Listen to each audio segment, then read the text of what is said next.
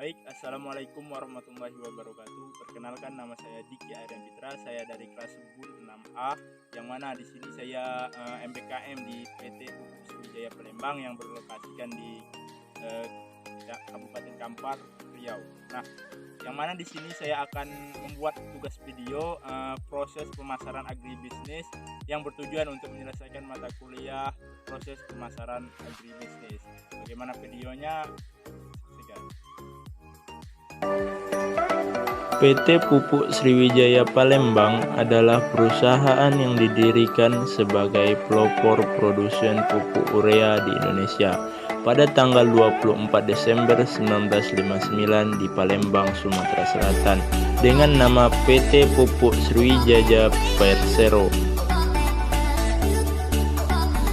PT Pusri memulai operasional usaha dengan tujuan utama untuk melaksanakan dan menunjang kebijaksanaan dan program pemerintah di bidang ekonomi dan pembangunan nasional, khususnya di industri pupuk dan kimia lainnya. Menurut Philip Kotler, pemasaran adalah suatu proses sosial dan manajerial di mana individu dan kelompok mendapatkan kebutuhan dan keinginan mereka dengan menciptakan, menawarkan, dan bertukar sesuatu yang bernilai untuk satu sama lain. Sebelum kita masuk ke lembaga pemasaran, saluran pemasaran, dan fungsi-fungsi pemasaran di PT Pupuk Sriwijaya Palembang, langkah baiknya kita harus mengetahui produk PT Pupuk Sriwijaya Palembang terlebih dahulu yang kami pasarkan pada saat kami MBKM. Yang pertama adalah urea Pusri.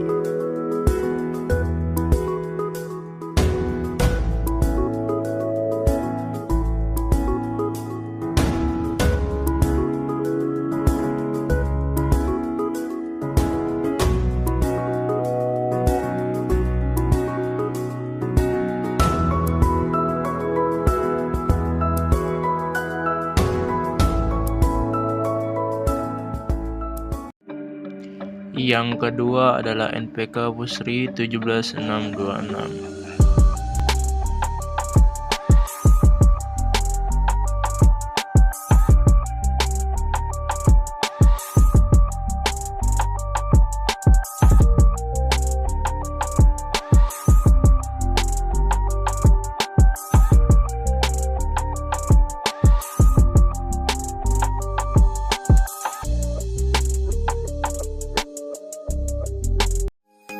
Yang ketiga adalah NPK Pusri 13, 6, dan 27 plus 4 plus 0,65 boron.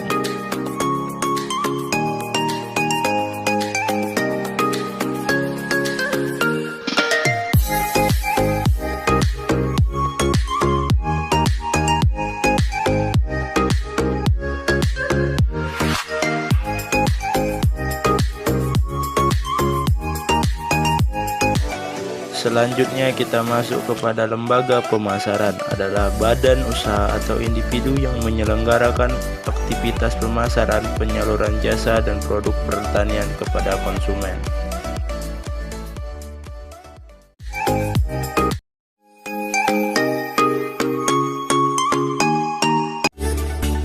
Adapun lembaga pemasaran PT Pusri ialah PT Pusri sebagai produsen pupuk dan melalui distributor yang berguna sebagai tempat pemasaran, pengangkatan dan penyimpanan produk yang kita peroleh, dan lalu bekerja sama dengan kelompok tani dan langsung bekerja sama lagi dengan konsumen.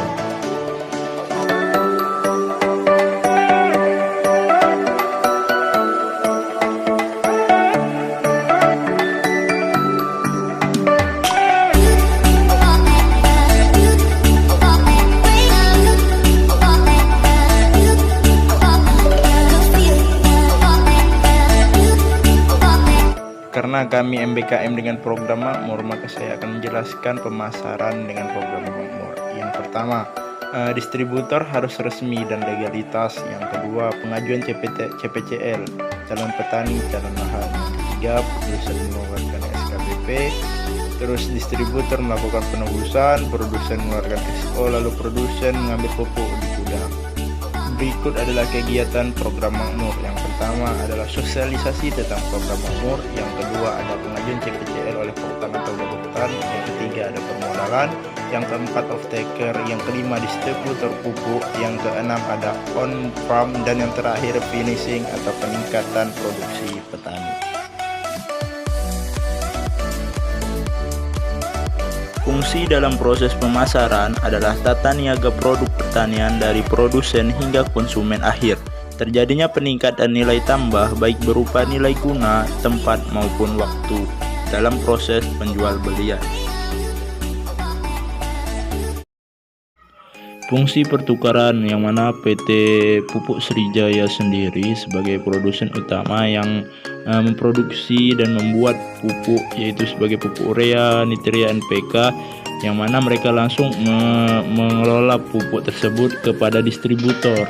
Nah, distributor ini nantilah yang akan melakukan proses pembayaran setelah pupuknya dilakukan PO, pitch order, oleh distributor. Nah, distributor nanti akan melakukan penebusan yang mana berupa uang yang telah ditetapkan oleh PT Pusri sebanyak beberapa pupuk yang mereka pesan.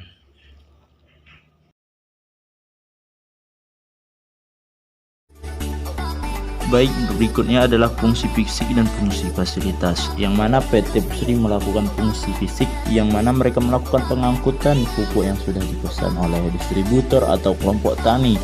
Nah, setelah mereka melakukan pengangkutan, maka PT Pusri juga melakukan fungsi fasilitas.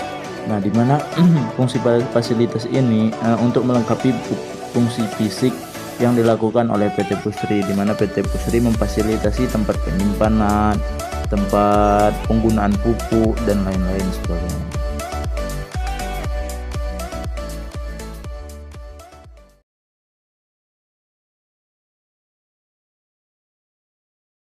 Dalam penentuan harga, PT Pupuk Sriwijaya Palembang melakukan analisis biaya yang dikeluarkan dengan menyamakan analisis biaya yang akan kita jualkan. Contohnya, harga dengan menghitung harga biaya produksi. Maka PT Pusri Palembang melakukan perhitungan biaya produksi terlebih dahulu, dan mereka mengetahui berapa yang telah mereka keluarkan, dan lalu mereka mengeluarkan harga barang yang akan mereka perjualbelikan.